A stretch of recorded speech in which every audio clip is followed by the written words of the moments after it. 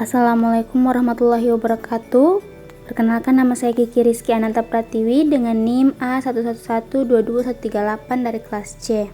Di sini saya akan membahas tentang karakter bahasa, isu-isu bahasa, dan teori belajar bahasa. Pertama, ada karakteristik bahasa.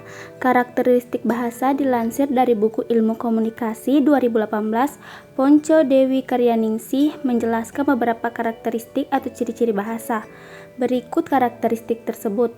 Yang pertama itu arbitrer, berarti hubungan antar lambang dengan yang dilambangkan tidak bersifat mutlak, bisa berubah dan tidak dapat dijelaskan mengapa lambang tersebut memaknai suatu hal tertentu. Yang kedua ada produktif, berarti walau jumlah unsur terbatas tetapi dapat dibuat saluran ujaran yang hampir tak terbatas. Yang ketiga ada dinamis, berarti tidak lepas dari berbagai kemungkinan, perubahan dan sewaktu-waktu dapat terjadi. Mungkin saja tiba-tiba terdapat kosakata baru yang muncul, bahkan kosakata lama akan terlupakan. Yang keempat ada beragam, berarti meski mempunyai kaidah atau pola tertentu yang sama, tetapi mempunyai keberagaman yang diakibatkan oleh penutur yang heterogen. Yang kelima ada manusiawi, yang berarti hanya dimiliki oleh manusia saja. Makhluk lain berkomunikasi menggunakan bunyi, gerakan, atau isyarat lainnya. Isu-isu bahasa. Bahasa ialah entitas kebudayaan yang menopang setiap progres menuju konstruksi peradaban utuh suatu komunitas atau bangsa. Apalagi ketika bangsa itu berinteraksi dengan bangsa lain dan relasi tidak selalu terjadi dalam suasana damai. Dalam hubungan perdagangan sains dan teknologi, umpamanya suatu bangsa tidak lepas dari iktikat mendominasi bangsa lain dengan menyebarkan ideologi tertentu sebagai strategi nasionalnya demi target ekonomi, politik, dan militer yang pada gilirannya mengukuhkan hegemoninya atas bangsa lain. Karena itu, lingua franca merupakan isu elitis dalam catatan sejarah regional ataupun global. Bahasa Melayu pernah menjadi lingua franca di Nusantara.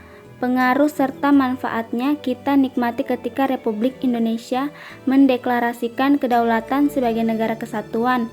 Tak ada kesulitan besar untuk memutuskan bahasa nasional kala itu, bagaikan keajaiban sejarah. Pada zaman modern, bahkan sampai sekarang bahasa Inggris merupakan lingua franca pada cakupan global. Keuntungan bangsa Anglo-Saxon termasuk Amerika dari keunggulan bahasa bukan sekadar prestise identitas nasional dan kebudayaan, tetapi juga hegemoni ekonomi dan politik. Satu dekade awal Orde Baru, Amerika berusaha melakukan penetrasi budaya melalui buku saku atau paperback yang dijual murah di Indonesia, namun gagal lantaran kendala bahasa. Teori belajar bahasa. Yang pertama itu ada teori behavioristik. Apa saja yang diberikan guru atau stimulus dan apa saja yang dihasilkan siswa atau respon, semuanya harus dapat diamati dan dapat diukur. Teori ini mengutamakan pengukuran, sebab pengukuran berguna untuk melihat terjadinya tidaknya perubahan tingkah laku tersebut.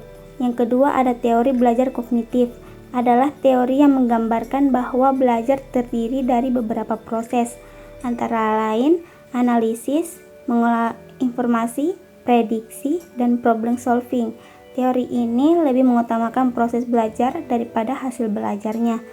Yang ketiga ada teori belajar konstruktivistik, mengaku bahwa peserta didik akan dapat menginterpretasikan informasi ke dalam pikirannya hanya pada konteks pengalaman dan pengetahuan mereka sendiri, pada kebutuhan, latar belakang, dan minatnya. Yang keempat ada teori humanistik, berasumsi bahwa teori belajar apapun baik dan dapat dimanfaatkan asal tujuannya untuk memanusiakan manusia, yaitu pencapaian aktualisasi diri, pemahaman diri, serta relasi diri orang belajar secara optimal.